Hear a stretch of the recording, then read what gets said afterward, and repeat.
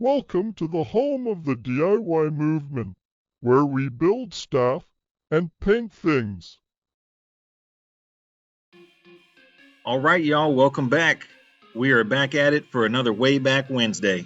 So to recap, in the series here, we traded the Chop Top 80 Monte Carlo for the 64 project that eventually got hauled off by the city of Houston.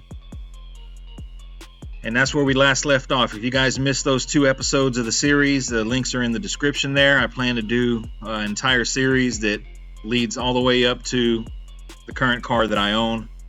And it's been quite a journey over the past almost 30 years.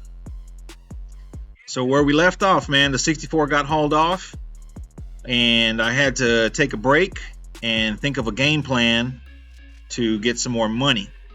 So what I did was I enrolled in a little program after high school and got me a little certificate and got to work, right? So I graduated that. It was a little one year program. And I graduated that. I came out making about $18 an hour and had a little bit of overtime. So, still living at home. So I said, man, you know what? I'm not fooling with these rust buckets. I'm going to go see what I can borrow and to get into something, that doesn't need a whole lot of work. Man, so here we are. It's the second 64. Like I said, at the time I was making $18 an hour, man. I was on top of my game, which really $18 an hour isn't a whole lot. Before we get into it, man, I want to address a comment I had. There's a lot of people that really enjoy these throwbacks, and I told them, it's so easy for me because everything I'm saying in these videos is facts and it's true, and I live through it. That's why I'm able to remember so many details about these cars, because it's all true. Truth is easy to remember. So I hope you guys enjoy this. Y'all sit back. We're in for a good one. So the white 64, right? I bought it from a dealership out in Hempstead, I believe. It was a classic car kind of dealership lot. And we rode out there, me and my dad. We rode out there and we were just going to go take a look. We weren't really trying to buy anything. And they had this 64 right here. And looked decent, compared to what we just had to give up to the city of Houston. And they wanted $10,000 for it. Run and drive, it was one of them, dealerships or whatever. And this was probably in 2002. Yeah, it had to be 2002 because that truck right there was mine, and that was a 01 truck. So, they wanted 10 grand. Drove it around the parking lot. It was way out in the country, right? Took it down the highway for a mile or two, turned around, came back. Super excited, cheesing all the way. And, it wasn't on 13s, it was on hubcaps, right? So it's like, man, 10 grand, right? 10 grand. It's probably like $300 a month, for however many years, I forgot. I was like, man, I could do that. I could do 300 a month, ain't really got a whole lot of bills. So I was like, man, let's sit down and talk numbers, right? So we sat down with the salesman, and all I remember about it was the dude was real grimy looking, right? He was a fat dude and looked like his shirt was too small for him. And the dude was sipping straight vinegar out of a glass. He's sitting there across the table from us drinking straight vinegar out of a glass. I was like, man, he claims it's healthy for him. I'd never heard that. But all I know is it made his breath stink, right? So we're sitting there and he's smacking his lips, drinking his vinegar. And we come up to an agreement. And I wrote him a down payment for $1,500 on a check. Back then had checks, right? So down payment $1,500. Boom, I'm back in the game. I owe $8,500 on the car. Okay, drove the car home about an hour and a half. Just cruising all the way, man. Car ran real good. And got home, and first thing I did was I had to have some wheels on it, right? So I drove on down to Shorty's, and so this was in 02. This was the early stages of Lay It Low. But there was no social media, there was no Facebook and all that. And I knew about Zeniths, but they were like, it was a California thing, right? It's impossible for me to get because I don't live in California. So Shorty introduced me to these Zeniths right here that were the locking hubs, and with the ring on the hubs, which everybody has now. I mean, now they're considered China's. But they were 96 spoke. Okay, 96 spoke Zeniths, the locking hubs, locking adapters in 2002. It had a Remington fat white walls, the original Remingtons, not these ones that are sold today. The ones that are sold today are rebranded. The Remingtons of today and the Shore Tracks of today, they all have the same tread pattern. They're all just rebranded tires. But these were the original Remingtons, original fat white walls. And so I bought them. Gold ring on the hub, gold ring on the spinner, chrome everything else. And man, they were really nice quality wheels. The chrome dish was excellent. I was super happy with them. And I believe this was around the time that Roadster and Zenith merged. And the Roadstars, they had the locking hubs. And so with that, the locking spinners on the Zeniths was born, from my understanding. And man, they were really nice wheels, man, real good quality. And I got them in about, I don't know, a week or two, and I slapped them on the car, right? 96 spoke. Here's another shot. I believe I paid $1,800 for them, which was like half the price of Dayton at the time. And it was a good alternative, man. And they locked, with the Allen head bolt, so that was good. So coming from the Roadsters on the Monte Carlo, I really like the locking feature. So I bought these, right? Put them on.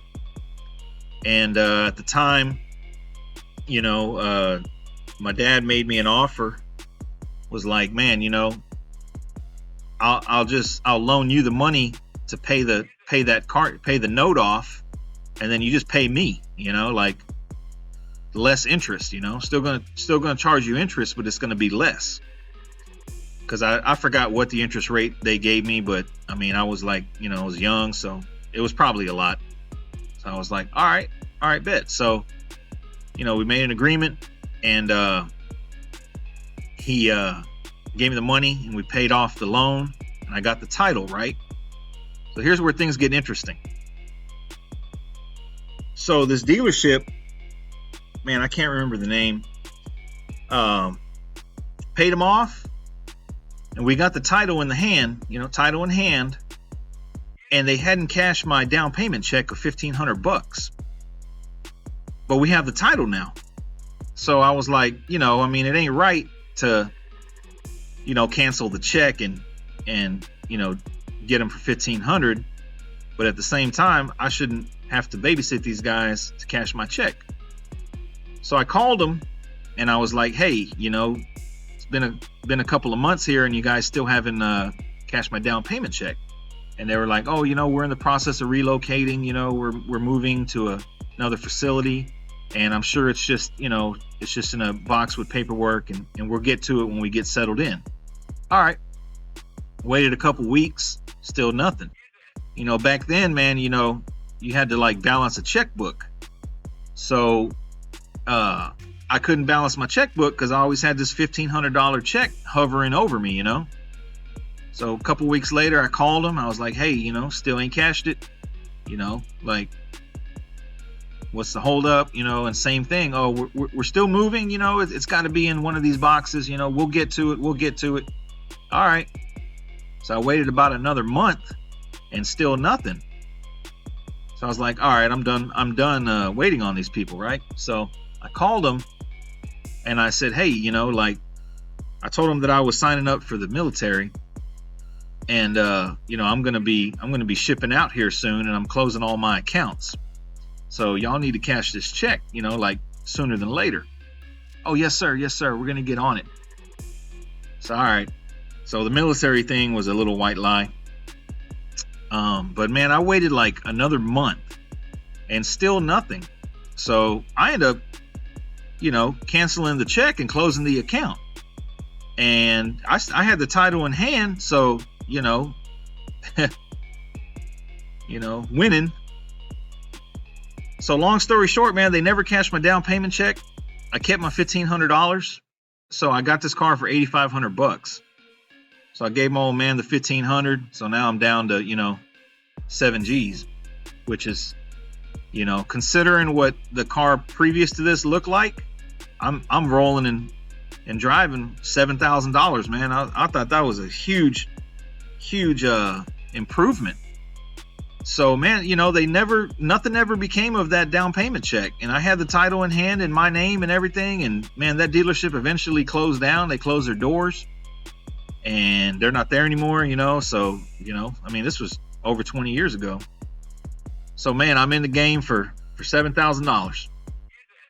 Here's another picture of the car. It looks like it's stock here. Honestly, I don't even remember what show this was, and I don't even remember where those other trophies came from. I think the big one right there is from that Monte Carlo that I put in the show over at Traders Village. But I don't remember those other ones, honestly. So man, I put it in the show. It was probably the Los Magnificos show in Houston. I think the first thing I did outside of the wheels was I took the steering wheel off and I painted it white, rattle can. Actually, I think it was like vinyl dye. Just to do something to it, because I remember the steering wheel was real sticky. It was the original steering wheel. It was real dirty and sticky, and then I tried to clean it, and then just paint came off. So hit it with white. Used to wrap a bandana around the steering column, and I had my fuzzy dice, right? So put it in the show. Blue carpet. I don't remember where I got that carpet either, but it must have been a local show because I didn't have a trailer back then, so it had to have been a Houston show. I see homeboy right there checking out under the hood. Car's getting some attention. All right, so moving right along, man. The next thing I did was I had to have hydraulics, right? At this point, I had never installed hydraulics before, so this was the first, my first go around. And Lay It Low was taken off. It was probably 2003. And I was like, man, I'm gonna install these things myself, right? So I installed this setup 100% by myself. I remember buying a wire feed. I forgot, it's not a MIG. I can't think of what it is right now, but it was one of those wire feed welders that doesn't use any gas. And I installed the setup. So the setup came from Lojo's, and I believe they were in Fort Worth or Dallas. I want to say Fort Worth. Lojo's Hydraulics. I drove up there and I picked up this setup, and I want to say it was like $1,600, 4-pump with polished blocks and everything, polished backing plates and tank plugs and all that, and came with the solenoids and the cylinders and all that. I ran coil under. I don't have any pictures of that. I ran coil under in the back, and I forgot what ton springs or whatever. Remember, it had chrome springs. I believe they were 3 tons, which was a bit much. And wire loom the solenoids and all that. First time, guys, first install. I remember all I did was put some probably like 2x2 angle iron for the pump rack there. And I remember the first time I did it, I had the motors up and the tanks down, and I installed it all, went to go hit the switch, and nothing happened but a bunch of noise.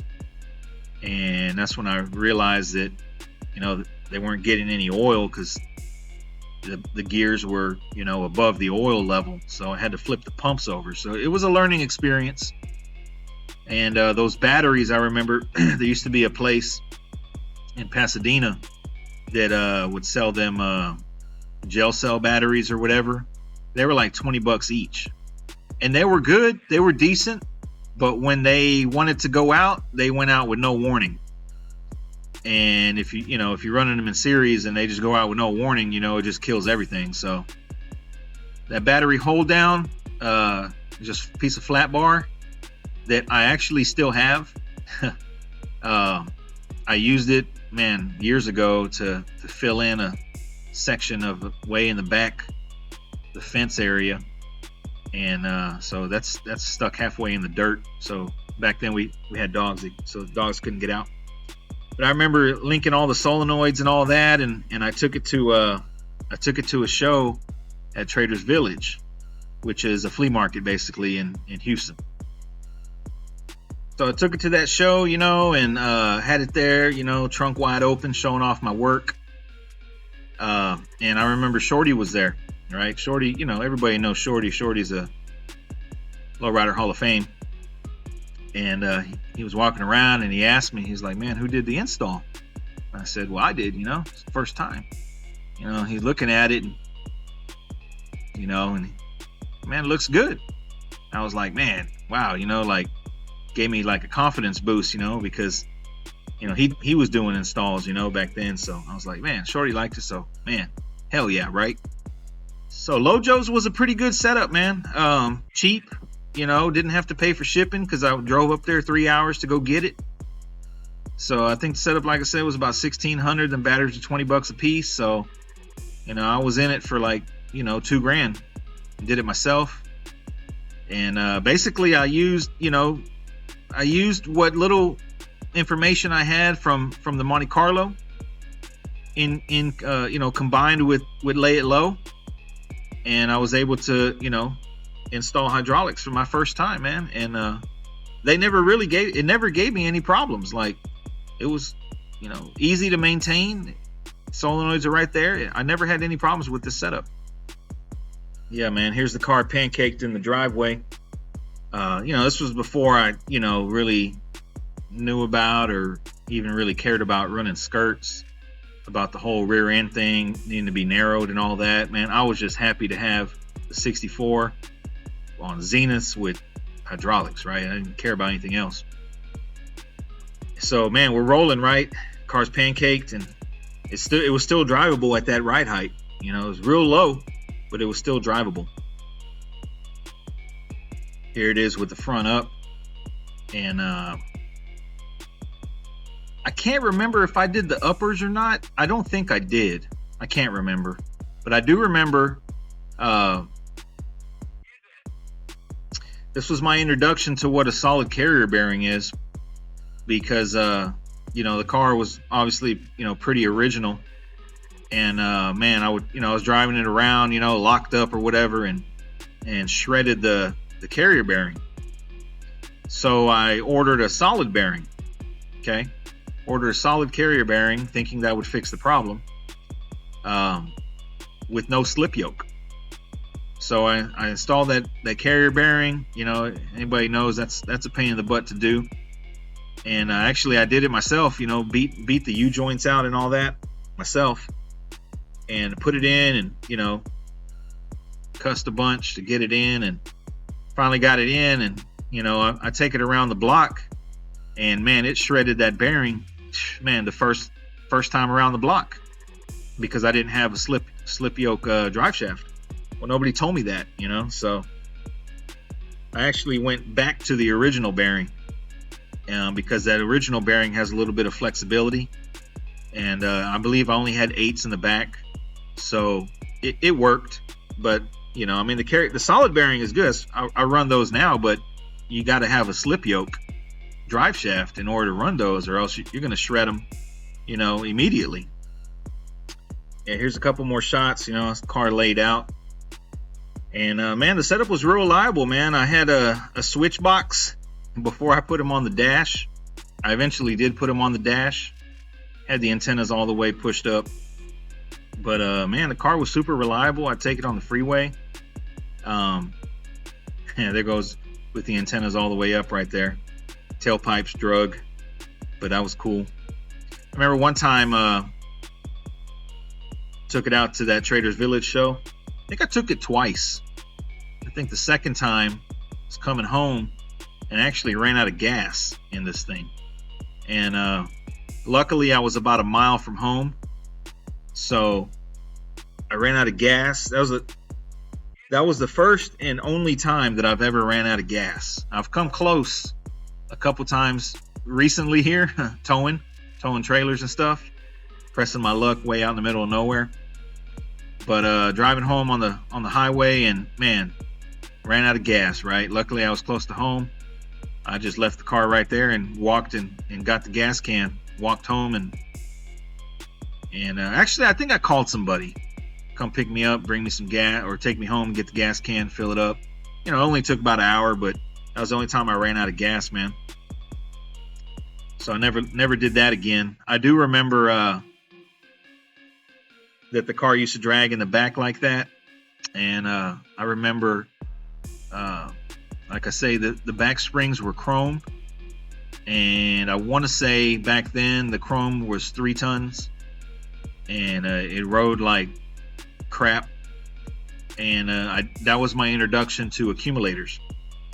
So I went to Shorty's, you know, the go-to man, picked up a pair of accumulators and put them in the back, and man, boy, did it change the quality of the ride like night and day, man. So man, what a relief. Now I actually sell them, so if you guys want to check them out on the website, I'll put the link in the description.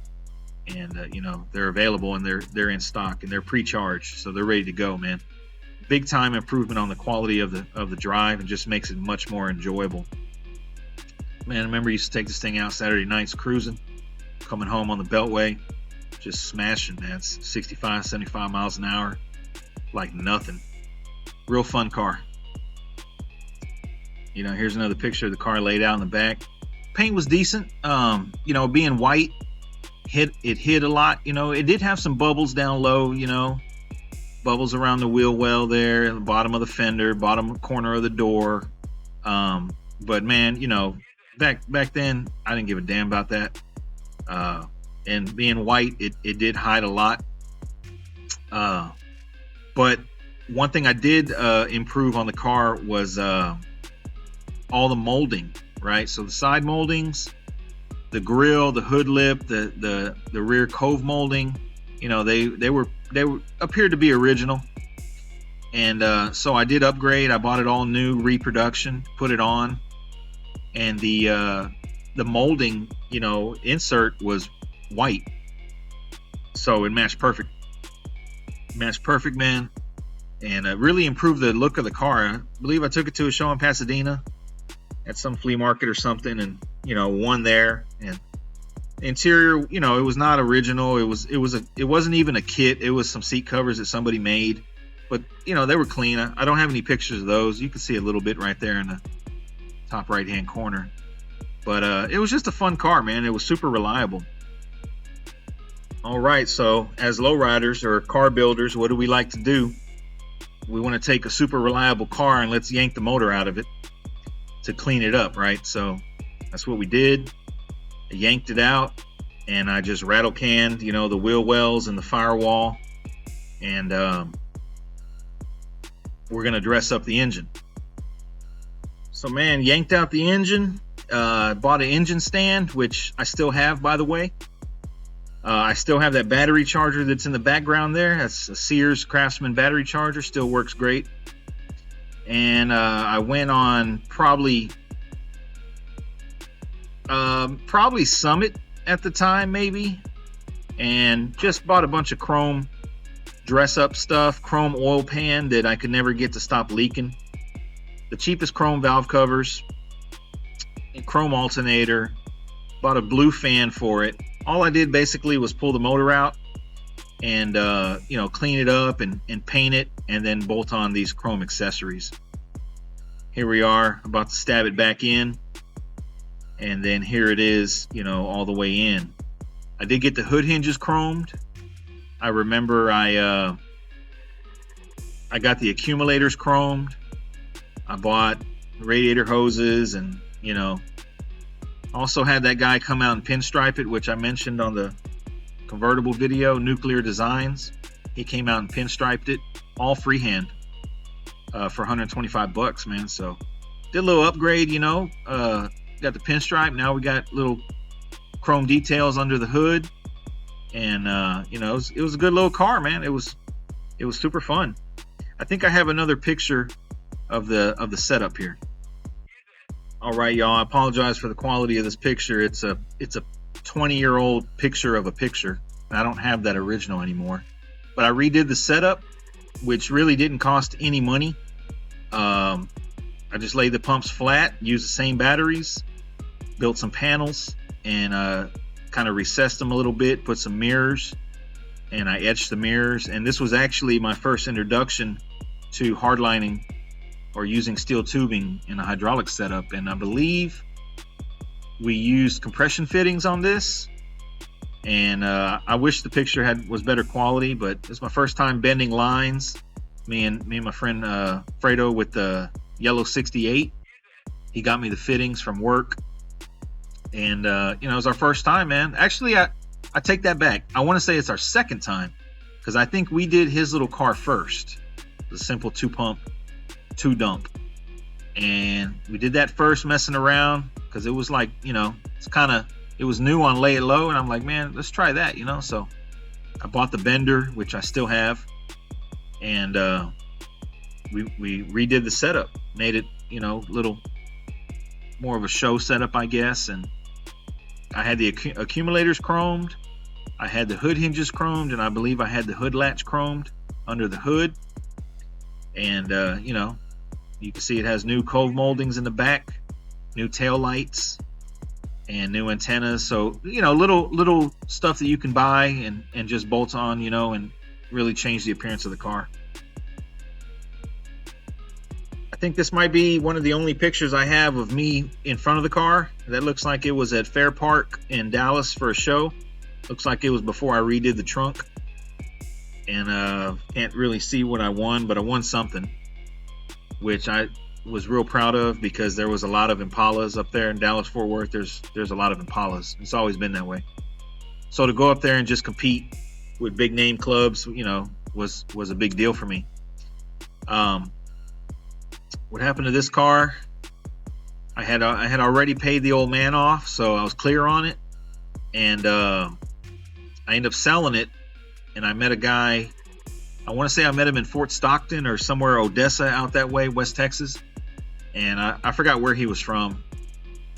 And, you know, I want to say I sold it for like $15,000 or something. And upon meeting up in person, you know, he seemed a little disappointed in the rust bubbles, because I said that the car didn't have any rust, which back then for 22-year-old me, or it's probably 23, I didn't see any rust. You know, I didn't see any brown metal on the car, so I didn't see any rust. But, you know, those little bubbles, you know, knowing what I know now, you know, those little bubbles can turn into some problem areas, you know. But I was like, man, dude, you got some Zenith wheels, you got a 4-pump setup, and you got a chromed out motor and a car that runs real good. So, like, how can you complain, you know? I do remember when I put the motor back in, and it had headers, right? So we ditched the exhaust manifolds, went with headers, block huggers. I remember I had to drive it up to the muffler shop at the entrance to the neighborhood, which is probably about a mile up the road, maybe 2 miles. And man, I drove it up there with open headers, and by the time I got there, it melted the starter, right? So they did the exhaust, but, you know, the starter was toast, so I had to get a new starter. Luckily, they put it on for me at no charge, same day, and I, you know, had to redo the exhaust, at least the front half of it, or, you know, the front section. But it was a fun car, and I do miss it. It was a learning experience, like I said, first time for hydraulics, first time pulling an engine, first time doing hard lines in the trunk, first time running accumulators. So all these experiences have just added up, you know, as the years progress, to where, you know, I've learned a lot. Hopefully you guys are learning a lot from these videos, learning from my mistakes, or learning how to improve, you know, on my techniques now. And you know, that's the whole purpose of this series, is to just watch the progression of cars from the very beginning. So I hope you guys enjoyed this this video right here. If you found it useful or enjoyed it, you know, you can feel free to check out the website. Put the link in the description. It's LoneStarLows.com is the landing page. You click on that. You click on shop. It takes you to the store. We sell merchandise, shirts, banners, cups, whatever, koozies, stickers. And you know, that's what keeps these videos going, is when I get an order online. And actually got one today. Got one, you know, every couple days I get an order or whatever. And it, you know, just really keeps me motivated to keep doing the videos, because I do know that people are watching. And I get a lot of comments, you know, from guys saying, man, you know, thank you for all the information and all the secrets you're giving out and stuff like that, man. So we're just going to keep it moving. And what happened was we sold this one, and I came back and I bought the Silver 64 convertible, which we already did a way back. So we're kind of off track here, but I will do a short recap into what leads after that. Anyways, hope you guys enjoyed this. Y'all stay tuned, and thanks for watching.